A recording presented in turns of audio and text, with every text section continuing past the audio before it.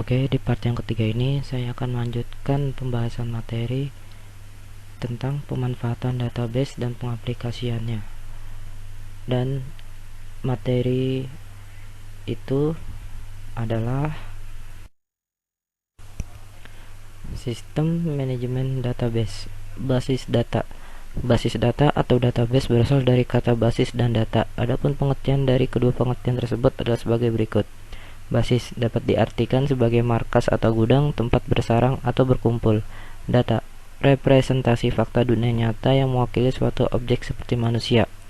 Contohnya pegawai, siswa, pembeli, pelanggan, barang, hewan, peristiwa, konsep keadaan, dan sebagainya yang direkam dalam bentuk angka, huruf, simbol, teks, gambar, bunyi, atau kombinasinya. Dari kedua pengertian tersebut, maka dapat ditarik kesimpulan bahwa pengertian dari basis data adalah kumpulan file atau tabel yang saling berelasi atau berhubungan yang disimpan dalam media penyimpanan elektronik. Dapat dikatakan pengertian lain dari basis data adalah koleksi terpadu dari data yang saling berkaitan yang dirancang untuk memenuhi kebutuhan informasi suatu enterprise atau dunia usaha. Dari pengertian tersebut dapat diambil kesimpulan pada masing-masing tabel atau file dalam database berfungsi untuk menampung atau menyimpan data-data di mana masing-masing data tersebut yang ada pada tabel atau file tersebut saling berhubungan dengan satu sama lainnya. Tujuan dari dibentuknya basis data suatu perusahaan pada dasarnya adalah kemudahan dan kecepatan dalam pengambilan kembali data.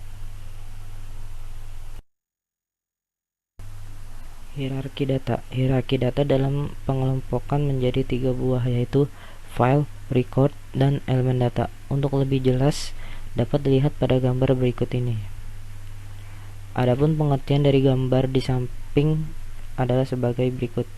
Yang pertama, elemen data. Field, atribut adalah satuan data terkecil yang tidak dapat dipecah lagi menjadi unit lain yang bermakna.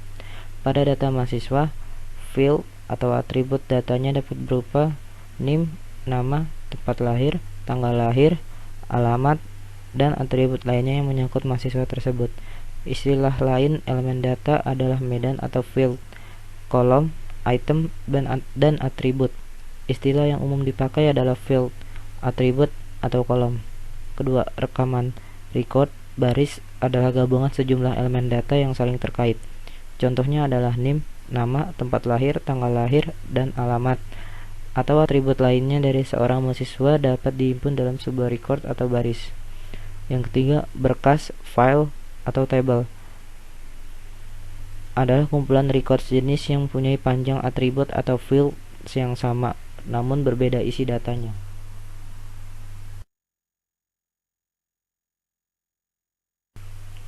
Sistem basis data. Sistem basis data dapat diartikan sebagai kumpulan file atau tabel yang saling berhubungan dalam sebuah basis data di sebuah sistem komputer dan sekumpulan program DBMS atau Database Management System yang memungkinkan beberapa user, pemakai, dan atau program lain untuk mengakses dan memanipulasi file tabel tersebut. Basis data pada intinya adalah disimpan pada media penyimpanan elektronik atau biasa yang kita sebut hard disk, sedangkan database adalah terdiri dari beberapa file table yang saling berelasi atau berhubungan. Basis data tersebut dikelola oleh DBMS, Database Management System, dan database tersebut dapat dimanfaatkan oleh beberapa user, pemakai yang dapat melakukan manipulasi data di dalam database. Hal ini diatur sesuai dengan hak aksesnya. Adapun komponen-komponen utama dari sebuah sistem basis data adalah sebagai berikut. Yang pertama adalah perangkat keras hardware. Yang kedua, user mahir casual user. Yang ketiga, user umum end user. Dan keempat, ada user khusus specialized user. Sistem manajemen basis data atau DBMS. DBMS adalah koleksi terpadu dari program-program sistem perangkat lunak yang digunakan untuk mendefinisikan, menciptakan, mengakses, dan merawat database. Tujuannya adalah menyediakan lingkungan yang mudah dan aman untuk penggunaan dan perawatan database. Contoh daripada DBMS adalah Microsoft Access, Microsoft SQL Server, dan Oracle. Adapun keuntungan dan kerugian dalam penggunaan sistem manajemen basis data atau DBMS. Keuntungan dalam penggunaan sistem manajemen basis data adalah sebagai berikut. Yang pertama, kebebasan data dan akses yang efisien. Kedua, mereduksi waktu pengembangan aplikasi.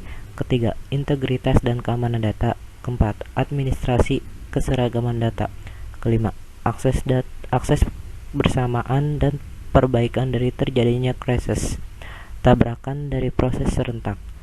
Dan kerugian dalam penggunaan sistem manajemen basis data atau DBMS adalah sebagai berikut.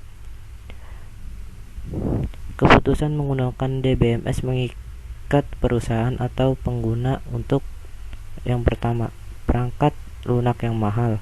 Kedua, membutuhkan konfigurasi perangkat keras yang besar. Ketiga, membutuhkan seorang DBA.